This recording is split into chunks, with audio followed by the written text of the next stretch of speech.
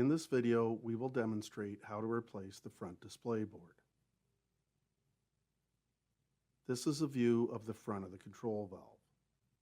In order to access the display board, we will need to view the back side of the power head cover.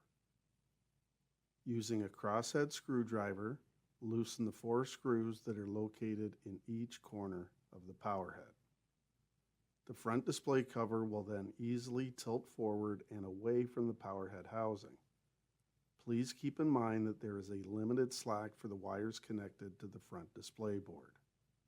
Then carefully wiggle and detach the multi-pin connectors from the display board.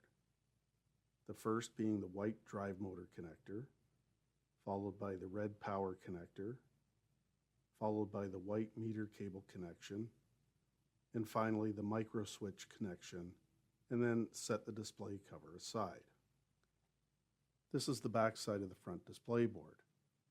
Using a crosshead screwdriver, loosen the 4 screws that are located in each corner of the display board. Then lift up and remove the board. Notice the 4 springs on the replacement display board and ensure that they are lined with the 4 holes on the front display cover, and place the board into position. Then thread the 4 screws back into place.